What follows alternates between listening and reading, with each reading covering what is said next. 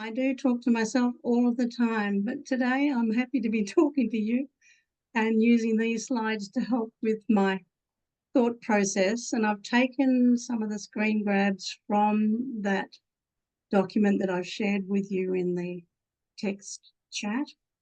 If you're watching this recording later, we'll add the links to these articles for you. I think that WeAre.xyz is the easiest way to record, map and share your ancestral trails alongside your family history archive. And I like to think of it as an Aladdin's cave, which is available to you all. There's that link again that will help you, and you can download the whole thing. And in it, there's part 4, which is all about how you do it in WeAre.xyz.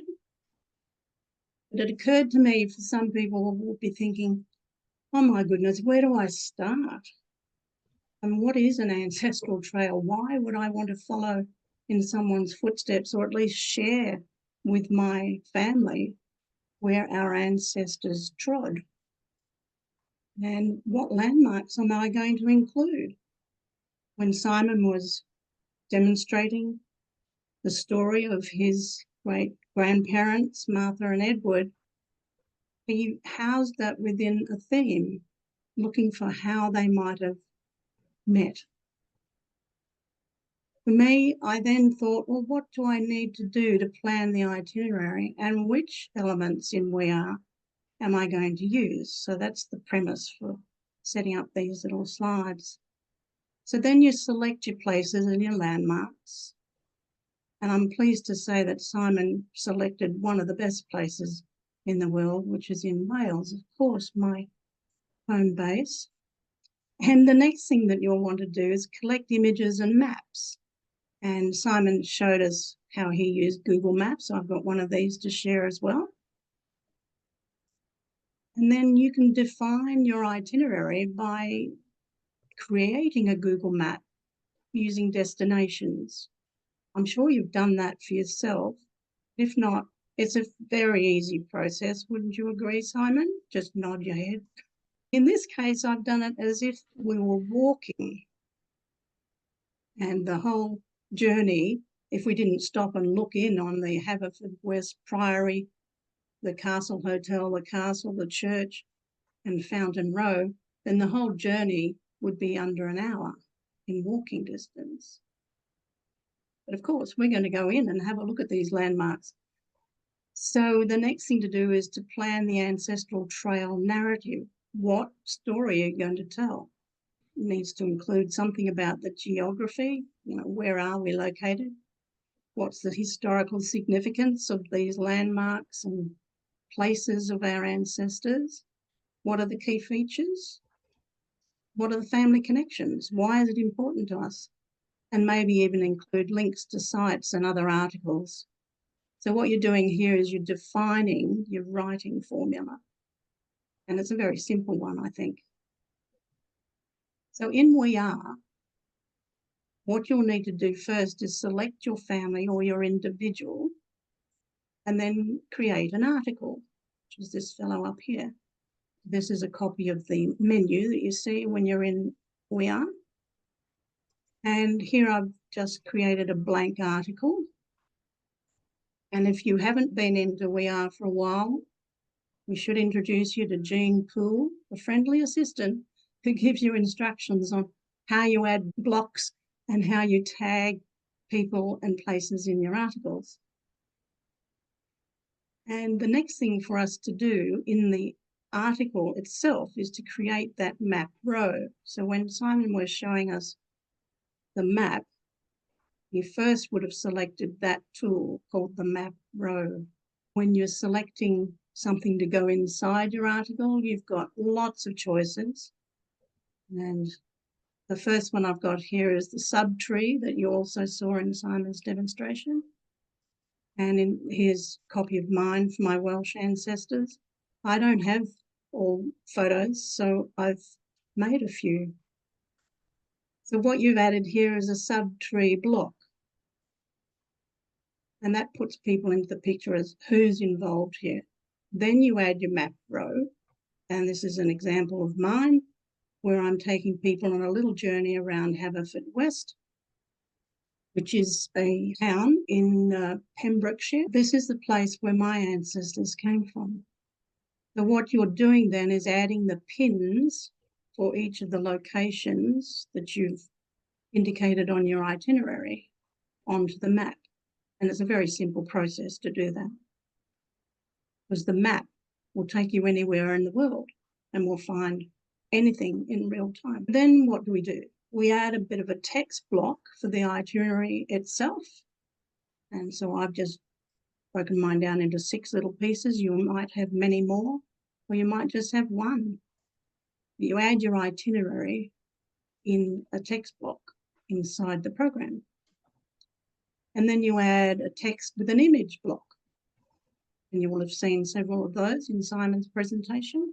This is one of mine that I did for the first point of our itinerary. And you can add in your photos, add in a citation or an indication as to what that photo is, and then put your narrative on the right-hand side. In each of these cases, I'm just using a simple little formula to include the historical significance of that place. And I've gone off to do some research and added a link for people to go and find out even more. I'll show you this live in just a moment.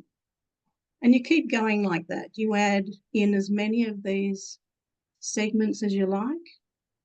Keep adding your narrative and your photos and your links. So you're building up your ancestral trail in a very simple way. And then what do? You edit it all, of course. Make sure you've got it all sounding right. And then you publish the article. And if you want to, you can add it to your blog, which I have done here. I'm just going to go to the article itself. Ready now? Sometimes it takes a little while, especially if it's got things like an interactive map on it, which is what you're seeing coming into view right now. Slowly coming into view. I'll just scroll down a little bit and we'll come back to that map in a moment. But here you see the pieces that I was demonstrating before. Now I've added my little Google Maps and my itinerary in a block underneath the map. And then I've gone on to talk about who is relevant here. Here's my subtree, and here are all the places with photos. But this is one of the features that I find fascinating.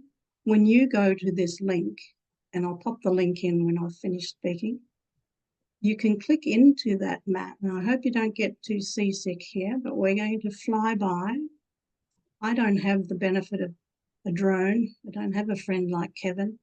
So I'm just going to use the flyby feature on this interactive map here, which allows us to go to each of the places in my itinerary. And you'll see on the left gives the actual location and an image that I put in place. And then you can go to the next piece, and we've gone back to the hotel now. And next we move on to the Haverfordwest Town Museum, out of the old castle precinct.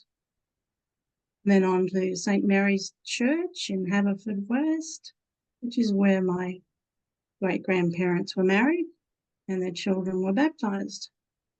And this is the interior of that lovely church. And I've been inside there. A wonderful experience. Felt like coming home. And then down to as close to the location of where they lived as I possibly could on this map. And it's only a very small row or street. And then I went over to Google and got a map of what it looks like now, a picture of what it looks like now in real time, and so on.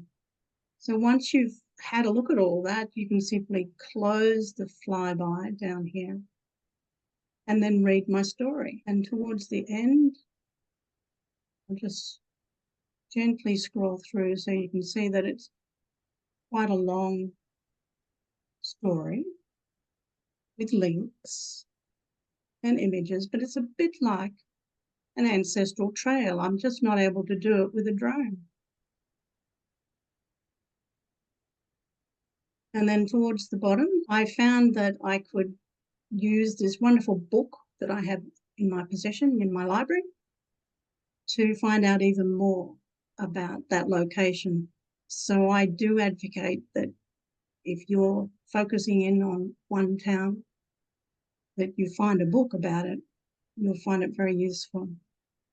And towards the end, we have a set of images that people can scroll through. There's a wonderful carving of St. George and the Dragon at St. Mary's Church on the left. And on the castle wall is this plaque which said that this was the site for the butter and fish market from 1791. And here's St. Mary's Church at the top of the hill, the Guildhall, and the new bridge, the old bridge, and another carving from the church. And at the end, you'll see I've got some sources there that I've used throughout the document for people to go and have a look at if they want. So that's the way in which I've put together my ancestral trail. Hope you've enjoyed that quick walkthrough.